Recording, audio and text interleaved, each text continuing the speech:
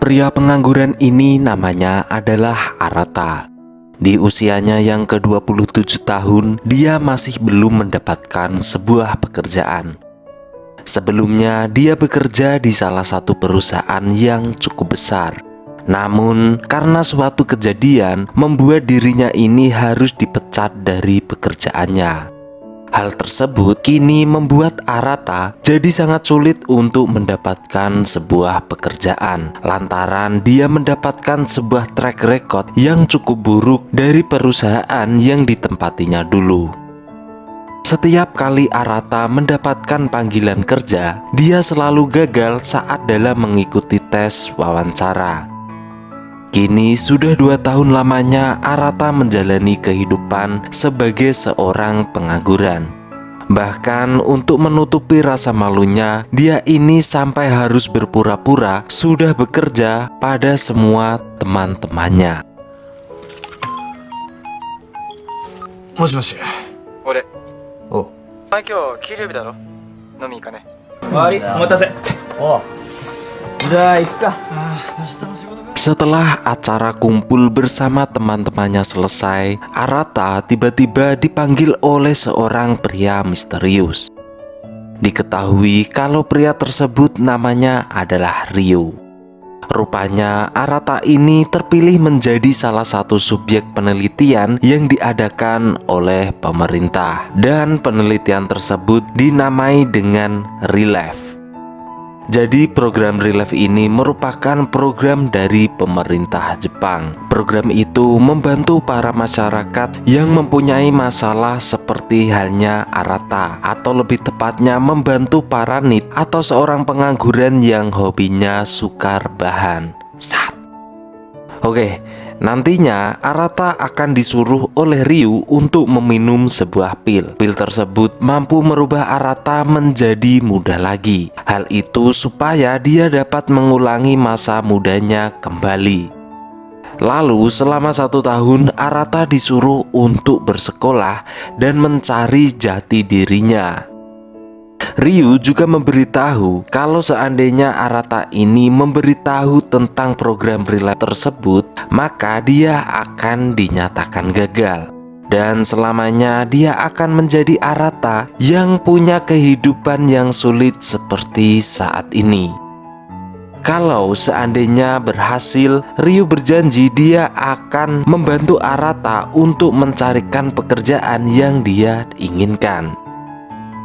Hingga akhirnya Arata pun menyetujuinya. Dia pun langsung meminum pil tersebut. Lalu tepat di pagi hari, betapa terkejutnya Arata melihat dirinya kembali menjadi muda lagi layaknya seperti seorang siswa SMA. あれ見えてる。なんかちょっと違う。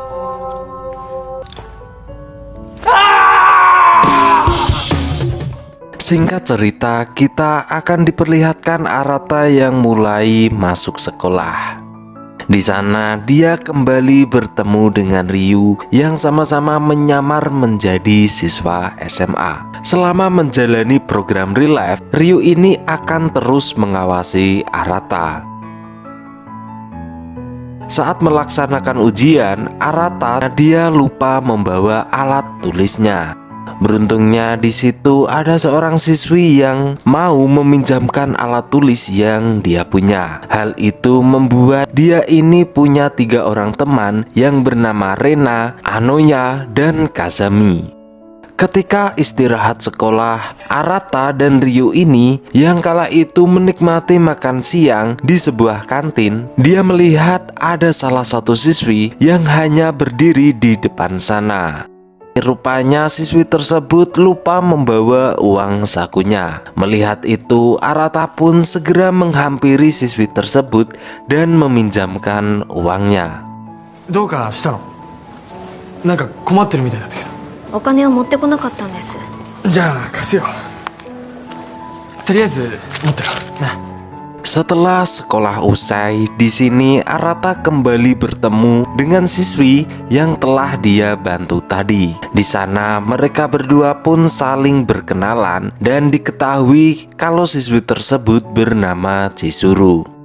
Chizuru merupakan teman satu kelas Arata yang sangat pandai. Akan tetapi di balik kepandaiannya tersebut, dia ini sangat pendiam dan antisosial. Karena hal itu, Chizuru pun tidak mempunyai teman sama sekali. Arata yang mengetahui hal itu, dia pun menyarankan agar Chizuru ini tersenyum ketika bertemu dengan teman kelasnya. Bagi Arata, senyuman merupakan langkah awal pertama sebelum dia mulai sebuah sosialisasi kepada seluruh teman satu kelasnya. Namun ketika Chizuru mencoba untuk senyum di depan Arata, terkesan kalau senyumannya itu mengundang sebuah ejekan. Melihat itu, Arata pun hanya bisa istighfar. 普段からニコニコしてりゃいいんじゃねえかな。いや、ごめん。想像してたのと違う感じのやつ来たから。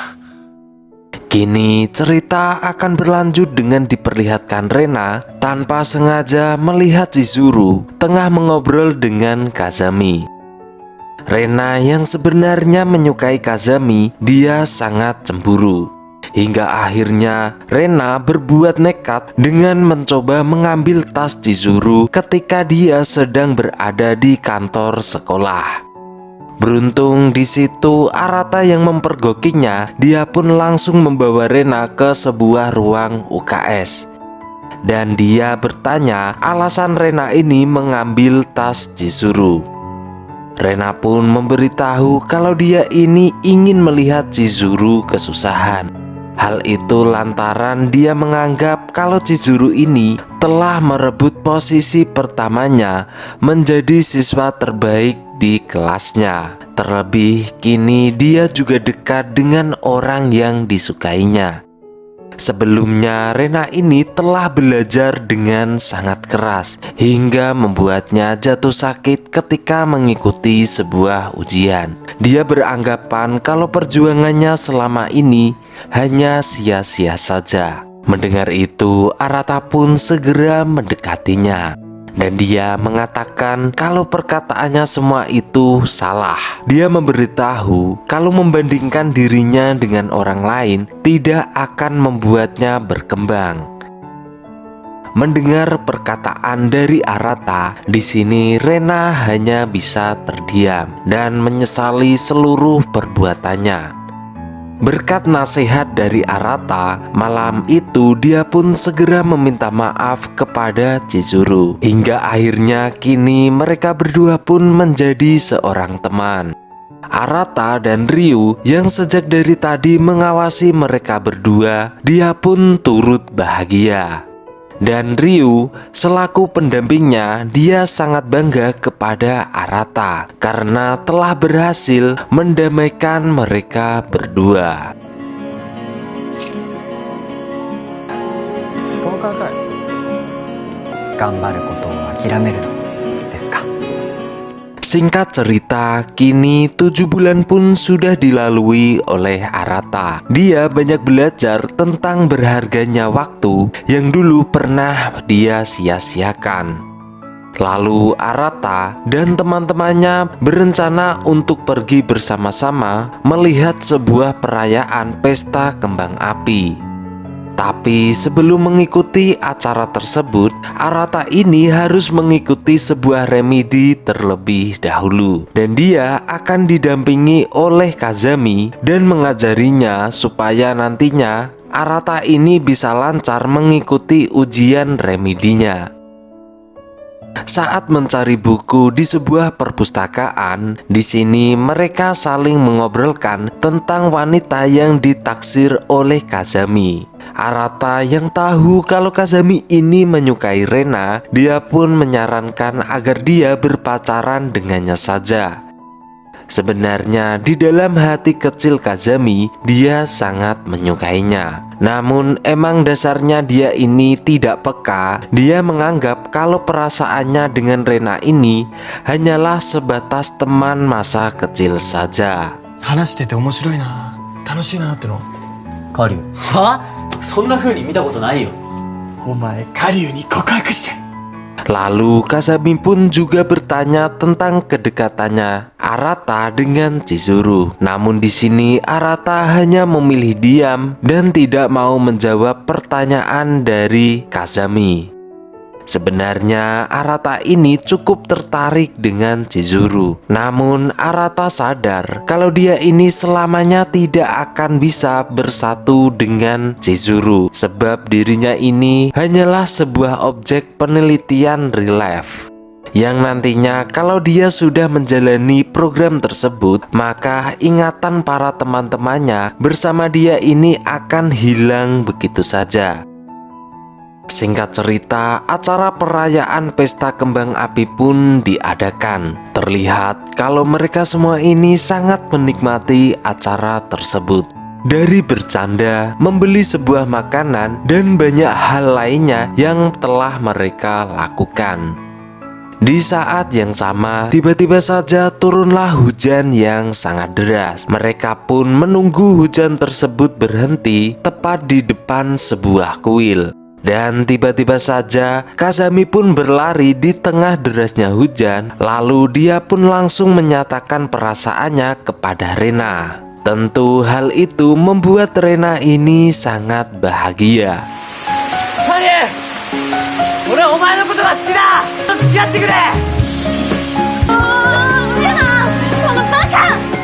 Keesokan harinya, akibat dari main hujan-hujanan, kini Arata pun terserang sebuah demam. Ketika Chizuru mengetahui Arata ini tidak masuk sekolah, dia pun segera menjenguknya. Di sana, dia merawat Arata hingga membuat kondisinya ini menjadi lebih baikan. Bulan demi bulan pun sudah berlalu, hingga akhirnya kini mereka semua pun melaksanakan sebuah ujian terakhir sebelum mereka lulus sekolah. Setelah mereka semua mengikuti ujian tersebut, Arata mengusulkan untuk pergi jalan-jalan sebelum mereka semua lulus sekolah. Di sana terlihat kalau hubungan Arata dan Chizuru ini semakin dekat. Malamnya ketika mereka akan naik bus, para teman-temannya ini sengaja mengerjai Arata dengan meninggalkan dia dan Chizuru di sebuah halte bus. ハンカチベンチかな。ちょっと待ってよ。すいません。 Terlihat kalau teman-teman Arata ini sangat senang karena mereka semua itu mengetahui kalau dia ini menyukai Chizuru. Di halte itu, mereka berdua pun saling mengobrolkan tentang semua kejadian yang telah mereka lewati bersama-sama. Hingga akhirnya Arata pun memberanikan diri buat menyatakan perasaannya kepada Chizuru. Meskipun dia ini menyadari kalau seandainya program relief ini sudah berakhir, maka seluruh kenangannya selama 1 tahun ini juga akan hilang begitu saja. Dan ternyata secara diam-diam selama ini Chizuru juga menyukai Arata. Hingga akhirnya mereka berdua pun saling sundul satu sama lain.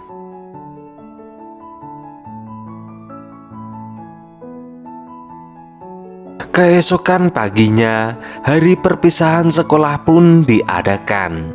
Dan ini menandakan kalau program real life yang diikuti oleh Arata ini besok akan berakhir.